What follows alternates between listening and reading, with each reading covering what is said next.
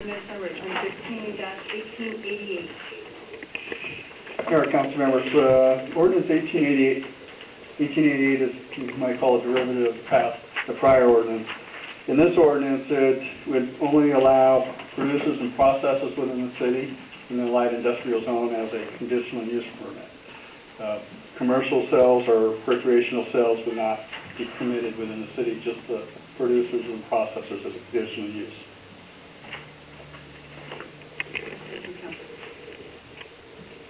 What's council's pleasure? I'd like to move to approve ordinance number 2014-1876. Second. Councilmember Chase. Yeah, what are you talking about, 1888? I'm sorry, you not the correct ordinance. Oh, sorry. I'm sorry. And that's 1888? Which one are we talking about? Is it 1888. Yes. 2015. Yes. That's what the approval, LI manufacturing. The light industrial zone. Okay. conditional? Yeah. So, Councilmember So, Chase. anyways, that particular ordinance, it eliminates the commercial sales, but allows the production of processors. I guess I have a problem with allowing so many vices in our community, from tobacco to alcohol, and then targeting one specifically that's been legalized, and not going back and addressing the others. They're all a detriment to people who can't control their free will, and I don't think I have the right to tell people what they can do. But on the production and processing end of it, at least it's in an area of town that's not frequented by the public. It's strictly an industrial manufacturing center. It's hidden from the public's view. It's tightly regulated, and the precautions to prevent crime are there. There's concerns about it being a strictly cash-based enterprise. Banks deal with cash, and we don't eliminate banks because they get robbed. We find ways to make it more secure to handle the cash, from armored trucks to armed guards transporting the money, and I believe this industry will do the same. Again, that's a problem that they need to deal with and contend with. This allows businesses to operate in our town. It fills empty buildings, and we will collect a B&O tax from this. B&O tax, again, I believe is based on gross receipts, so we could see a healthy increase to our B&O revenue, and would help pay or offset for some of the concerns that people have. Councilmember Olivera. I've struggled with this one, trying to find a reason not to approve it, and what it comes down to is basically everything Vic has said. I believe it's on the producers and processors to provide the security. I've read all of what the Liquor Control Board has in place for the measures that they have to follow in order to have this kind of business. I listened to Councilmember Jones when we were concerned about the water, but if this was somebody growing tomatoes or lilies, I don't think we would think twice about an indoor growing operation. I think that this could bring us income tax revenue in the B&O taxes, and I just don't see a reason not to allow it. President Councilmember Burgundy. Well, first, I don't believe that the Washington State Liquor Control Board has done anywhere near what they should be doing as far as alcohol goes, and I do feel that they are going to let this industry fly under the radar as well. They aren't prepared for it, and I know we as a city, our police, we're not prepared for it. I feel that, as we said, it's going to be off in an area where it's off the beaten path, no one goes to. That would be even more inviting for not so bright people to attempt to break into, and regardless, a robbery, a break-in, who gets called would be our police department, unless you've got it in ways. I have no idea. I just feel that this is going to be not worth our children, as Mark Goss put it, addicts will do what they can to get what they want, breaking and entering, if there's lots of cash, it doesn't matter. I just don't feel the city is prepared for it, and I know that the Washington State Liquor Control Board, is not going to be prepared for it either. Further comments from council? Councilmember Jones? I have brought up the issue related to water, and I brought up the issue related to water prior to this issue, specifically this issue. The concern I've had with this city and the state, if you look around right now, it is January 26th, and it is 60 degrees. There is no snowpack, and I guarantee you, the city of Seattle is going to have a major problem related to their water when it comes to the spring and the summer this year, because their reservoirs are not being filled. We are lucky. We have aquifers that we draw our water from, but all aquifers, everything else, needs replacement. We are not seeing the rain. The climate is changing, and it will have an impact on the city. And every business that comes in or wants to come into the city and consume our water from our aquifers, we need to have a serious look at what we as a city want to let come into our, and utilize and consume the water. Because in the long run, we need to make sure that we secure our water for the future.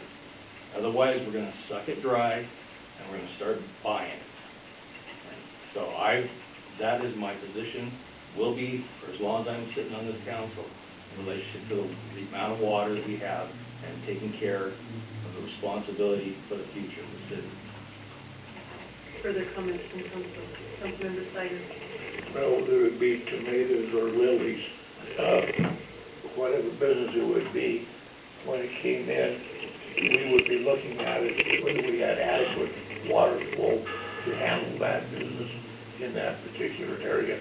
And we do have some real critical situations in that area down there at this point right now, as far as our aquifers, our infrastructures are concerned.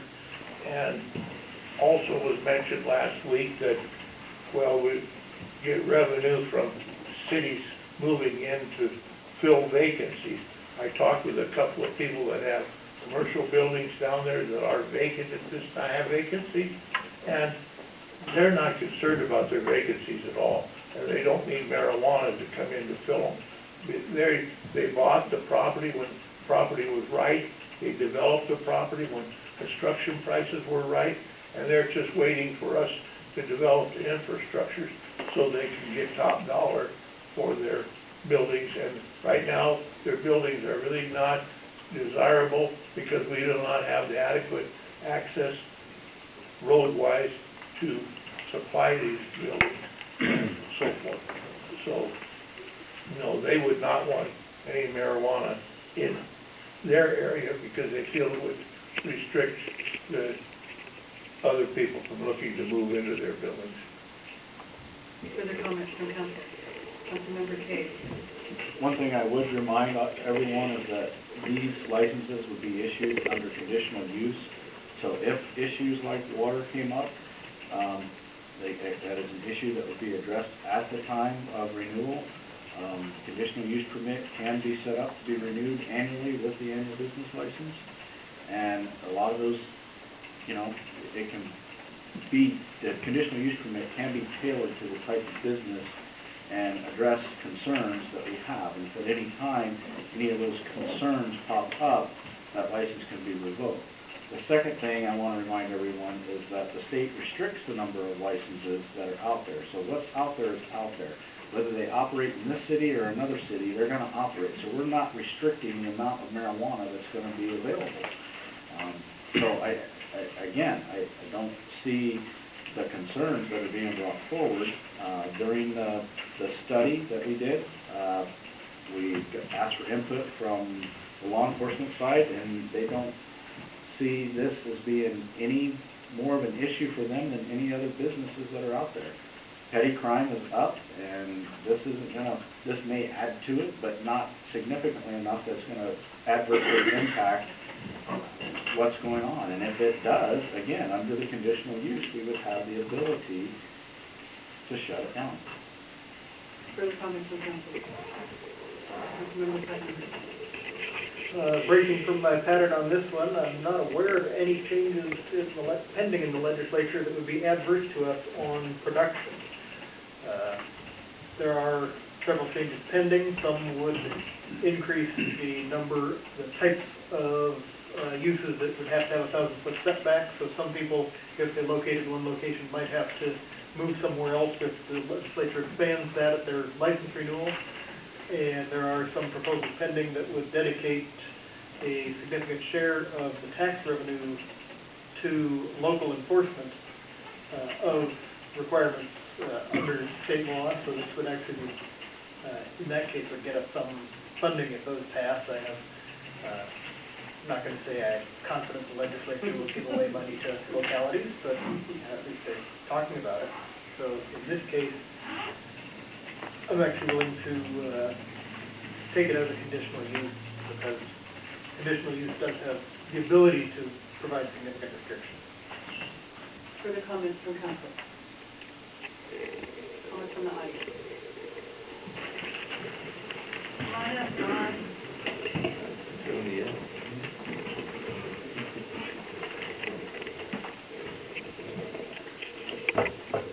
John Thompson, 406 Second Avenue Southeast.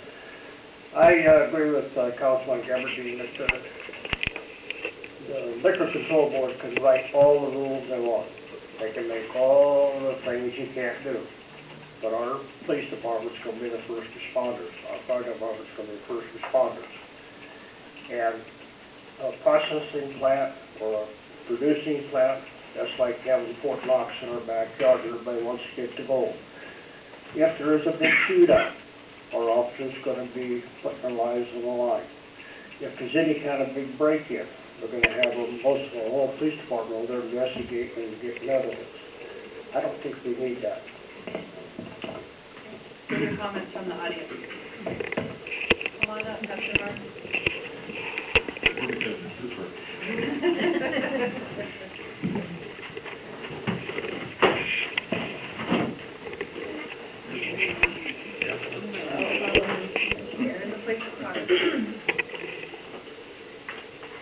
A couple things quickly. I appreciated your opening comments about so many vices. And the question we're all facing all over the place is how to undo the knots. How to undo the knots of alcoholism, how to undo the knots of nicotine addiction. We all heard all the stuff that the attorneys general went through here a couple of years ago, finding settlements against the tobacco companies because of the abuses they did of their customers. We're at the place where this knot is being tied. That's why we come to you and say, don't tie this knot. don't start tying this knot. I know it's happening in the state, but this is one place that we can say, let's not tie this knot here. Is it a question about telling people what to do? Well, you do that all the time. I watch my speed very carefully when I come and go. But this really is about telling businesses what businesses are going to locate, how they're going to locate, and so forth. And I know the state has all kinds of seed-to-scale regulations in place, but these places will not have their own private police department or their own private fire department or their own any first responders. They're not allowed to do that. They're not allowed to have their own private police. It will be ours. It will be our fire department. When there is a chemical spill, you're hearing what's happening at Boeing, that old chemical spill that went on years. And everyone's worried it's going to reach the aquifer.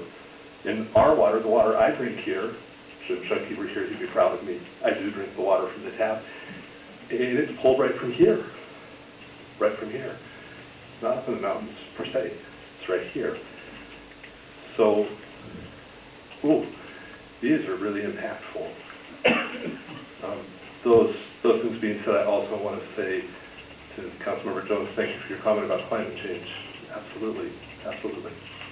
Thank you. Further comments from the audience?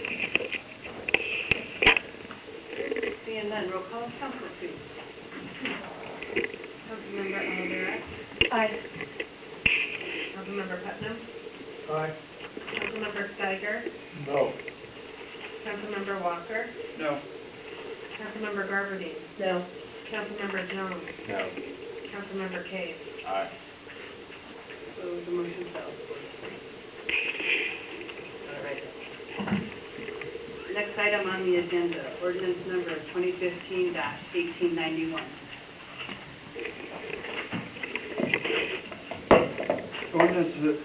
Ordinance 1891 would prohibit marijuana producers, processors, and recreational marijuana sales within the city. Questions from council, please. Approve 2015-1891. I'll second. Councilmember Jones. Excuse me. We're moving this direction all night. We've rejected the conditional release approvals and prohibited medical marijuana. I think at this time, my position is I can't approve marijuana in the city of Pacific, so I am for 1891. Councilmember Steiger. Well, it's pretty simple, it's just like, last week I asked the question, for them to tell me one positive reason for us to allow the marijuana, and there was no answer to a positive, except somebody stating that, no, we might fill the building vacancies. Further comments from council? Councilmember Putnam. Once again, I think it's premature to adopt permanent regulations given the situation in the legislature, and I realize we can come back and revisit this, but politics is mostly about inertia. If we adopt this, what is the chance we will actually come back and revisit this when the legislature finally gets off the sixth? Especially because the more cities adopt permanent regulations under the current set of rules, the less pressure the legislature will feel under to actually get the job done. I believe it's entirely appropriate for us to have people hanging out there screaming that they've got money on the line until the legislature gets around to passing rules that we can work with. Further comments from Councilmember Walker. Like the previous one for medical, I don't think this is a permanent solution, but it gives us a decent answer. As Nick's point earlier, straight up or down, we can come back to it. The chances of it coming back, I think it's pretty good with the pressures we've had in the past, so at least in discussion, so I think it's time to put it to bed for a while. Further comments from council? Seeing none, comments from the audience? Dr. Mark? It's just positive.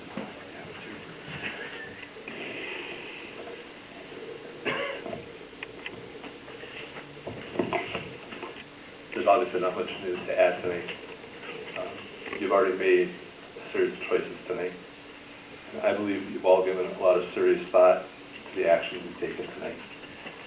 You know that I support Resolution 2015-1891. Over the past months, you've heard many of my reasons why. If you want, I'll tell them all to you again tonight. The notes reflect I did that with a smile, but I would if you want. And that all said, and those actions you've taken, we all have a long road ahead, and much work to be done in the future of our community in this regard. I trust in the weeks ahead we can find new ways to work together to address the incredible, significant negative impacts that drugs of all kinds are having on the youth, families, and members of our communities. I thank you, I truly do. I thank you for your thoughtful work on all these matters, especially these matters that affect our community. Thank you. Thank you. Further comments from the audience? Seeing none, roll call of council, please. Councilmember Jones? No, or yes. That's my vote. He's saying no. Councilmember Cave? No. Councilmember Olivera? No. Councilmember Putnam? No. Councilmember Steiger? All right. Councilmember Walker. Aye. Councilmember Garvey. Aye. Okay, so the motion passes 4-3. Yeah? It's prohibiting. Prohibiting, passes. Oh, yeah. Yeah. Your turn. John and I are sniffing the same. I'm not aware of mine right now. It's like all those initiatives, you gotta vote it. Got another leader. Yeah, we can only meet it. There you go. All right. Thank you very much, everybody, and I do appreciate your hard work on this. And I know that we'll be visiting you again. Carol, thank you for your time. Thank you. Okay, next item on the agenda, Resolution 2015-227, request of the police chief.